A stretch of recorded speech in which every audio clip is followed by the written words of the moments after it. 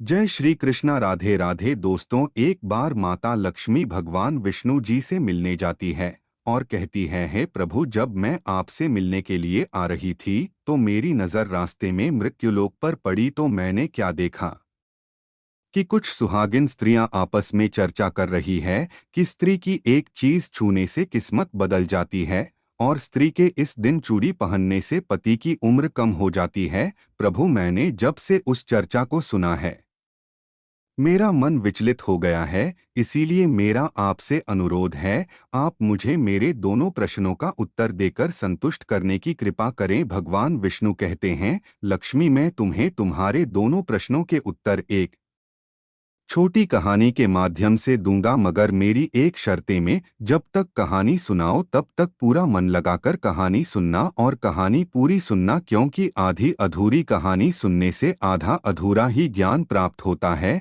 जो जीवन में कभी काम नहीं आता। फिर भगवान विष्णु की बात सुनकर ही माता लक्ष्मी कहती है, ठीक है प्रभु, मैं आपको वचन देती हूँ कि कहानी पूरे मन से सुनूंगी। आप कहानी प्रारंभ कीजिए। तो मित्रों, कहानी शुरू करने से पहले मेरा आप सभी से अनुरोध है कि कमेंट पर राधे राधे लिखें, और अगर आप लड्डू गोपाल जी के सच्चे भक्त हैं तो यह कहानी आप अंत तक जरूर सुनेंगे, क्योंकि भगवान विष्णु की यह कथा आपके जीवन में अवश्य कुछ नया सिखाएगी।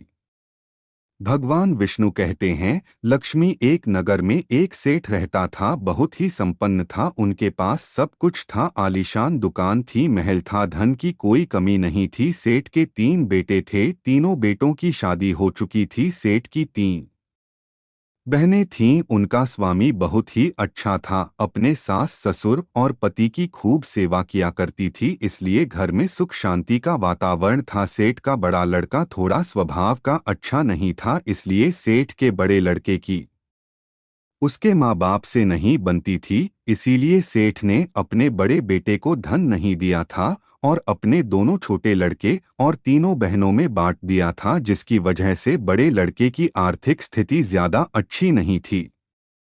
भगवान विष्णु कहते हैं, लक्ष्मी, एक बार सेठ अपने मन में सोचता है कि भगवान ने मुझे सब कुछ दिया है पर एक बेटी नहीं दी है। यदि एक बेटी होती तो मैं अपने मन की सारी बातें अपनी बेटी को बताता और बेटी को बहुत दुलार करता। भगवान विष्णु कहते हैं, लक्ष्मी, सेठ अपनी सेठानी के साथ में अपना अच्छा जीवन जी रहा था, मगर एक बेटी की कमी सेठ जी को हमेशा खलती रहती थी। सेठ जी हमेशा अपने घर के पास स्थित मंदिर में श्री राधा के दर्शन करने जाया करते थे। एक दिन जब सेठ जी मंदिर में राधा के दर्शन करने गए, उस दिन मंदिर में एक संत पधारे थे। फिर सेठ को कुछ उदास देखकर कि संत ने सेठ से पूछा, तुम उदास क्यों हो? तो सेठ बोले, महाराज, मेरे कोई बेटी नहीं है, इसलिए मैं उदास हो। फिर संत मुस्कराए और बोले, यदि जीवन में किसी का अभाव है तो उसकी जगह भगवान को बिठा लेना चाहिए। तो सेठ जी, महाराज, मेरे तो कोई बेटी नहीं है, तो मुझे क्या करना चाहिए फिर? संत बोले, अरे सेठ, तुम एक काम करो, तुम बसाने की बेटी श्री राधा को ही अपनी बेटी क्यों नहीं मान लेते हो? भगवान विष्णु कहते हैं कि ही लक्ष्मी, इस प्रकार संत की बात सेठ जी को बहुत ही पसंद आई। उसी दिन सेठ ने राधा का एक बड़ा चित्र मंगवाया और उसे अपने कमरे में लगा लिया। अब तो सेठ का जीवन पूरा बदल गया। वे उठते बैठते सोते जागते श्री राधा जी को अपनी बेटी मान करके उनसे बातें करने लगते थे।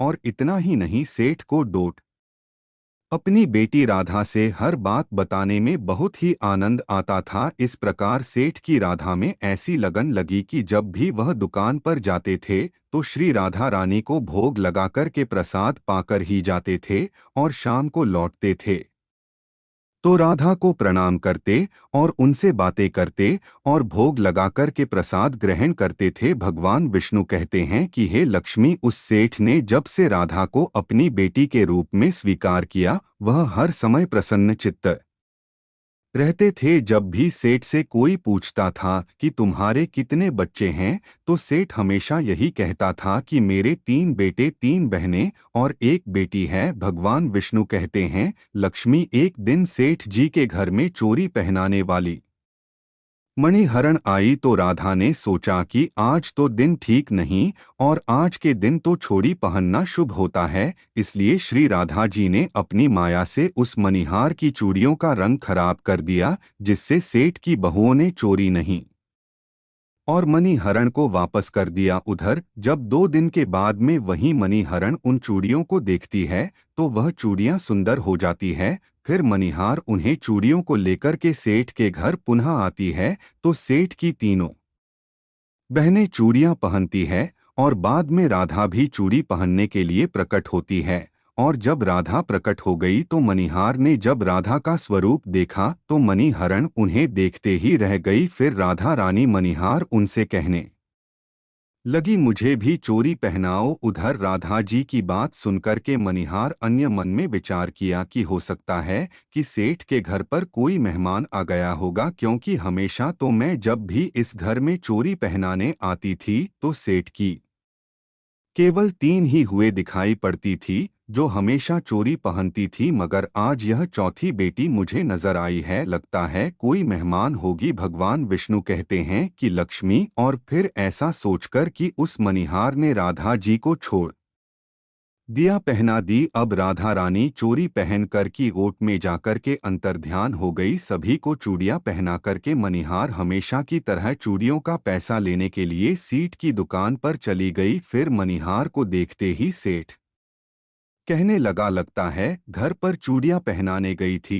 तुम, हमारी तीनों बहुओं को चूड़ियां पहनाकर आई और ये लो अपने पैसे। मैं तुम्हें देखकर ही समझ गया कि तुम दुकान पर पैसे लेने के लिए आई हो। और फिर सेठ ने मणिहारी को हर बार की तरह जितने पैसे देते थे उतने ही पैसे निकाल कर दे दिए। तो तुमने हरण कहने लगी, सेठ जी इस बार मैंने 3 जनों को नहीं बल्कि 4 जनों को छुरियां पहनाई है, इसलिए इस बार मैं ज्यादा पैसे लूंगी। भगवान विष्णु कहते हैं, हे लक्ष्मी। मणिहार की बात को सुनकर के सेठ कहने लगे, हमारे घर में 3 वर्गों के अलावा चौथी तो कोई है नहीं, फिर तुमने चोरी की से पहनाई। तो मणिहारी कहने लगी, सेठ मैं नहीं जानती, लेकिन मैं तो सिर्फ इतना जानती हूँ कि मैंने तो चारों को छोड़ी पहनाई है।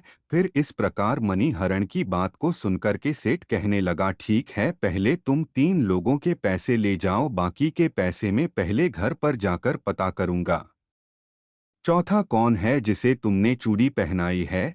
पहले मैं घर पर जाकर पता करूंगा, उसके बाद तुम्हें पैसे दूंगा। मणिहार हरण बोली, ठीक है सेठ जी, पहले आप घर पर पता कीजिए, उसके बाद मुझे मेरे पैसे दे देना। और ऐसा कहकर कि वह मणिहरण सेठ की दुकान से चली गई। भगवान विष्णु कहते हैं कि हे लक्ष्मी, शाम को सेठ जी जब घर पर पहुंचे उन्होंने घर में मणिहरण के बारे में पूछा। उनकी बहू ने कहा कि केवल हम तीनों ने ही चूड़ियां पहनी थी। तो सेठ कहने लगा कि यही बात तो मैंने मणिहार को काफी देर तक समझाई कि हमारे घर में केवल 3 ही जिन्हें हैं, चौथा कोई नहीं है जिसे तुमने चूड़ियां पहनाई है। मगर वो मणिहार यह बात मानने के लिए तैयार नहीं थी और बार बार उसका यही कहना था कि मैंने 4 जनों को छू दिया पहनाई है। भगवान विष्णु कहते हैं, लक्ष्मी इस प्रकार से सारी बात भूल गया और अपने नित्य काम में लग गया। सेठ राधा राधा बोलते बोलते श्री राधा जी को प्रसाद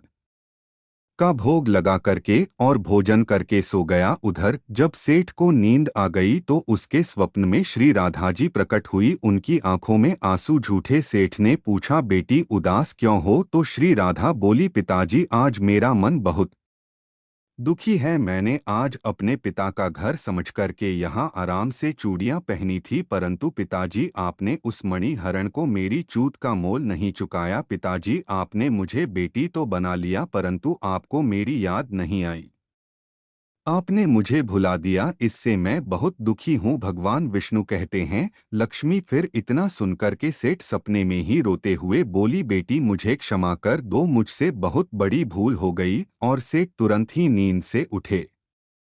उनकी आंखों से आंसू आ रहे थे। सेठ ने तुरंत ही तिजोरी में से पैसे निकाले और मणिहार के घर की तरफ चल दिए। सेठ ने मणिहार उनके घर का दरवाजा खटखटाया। मणिहार ने दरवाजा खोला और नजर पाया सेठ खड़े थे। तो मणिहारी कहने लगी, सेठ जी इतनी रात को आप कैसे आना हुआ? और फिर मनिहार सेठ को अपने घर के अंदर ले गई। सेठ की आंखों में आंसू भरे थे। फिर सेठ मनिहार से कहने लगा, तुम्हारे ऐसा बैठा भागी कोई नहीं, तुम तो बहुत ही भाग्यशाली हो। तो मणिहरण कहने लगी, सेठ जी ऐसा क्या हुआ? तो सेठ बोला, मैंने राधा जी को अपनी बेटी बनाया है, परंतु मैंने उन्हें कभी भी अपने नेत्रों से नहीं देखा, लेकिन तुमने आज उन्हीं राधा जी को अपने हाथों से छूट पहनाई है। आज तुम्हारे जितना भाग्यशाली इस धरती पर दूसरा कोई नहीं। मैं तुम्हें अपनी पुत्री की पहनी हुई चूड़ियों का मूल्य चुकाने आया हूँ। और यह कह करके सेठ जी ने रुपयों से भरी हुई थैली मणिहरण के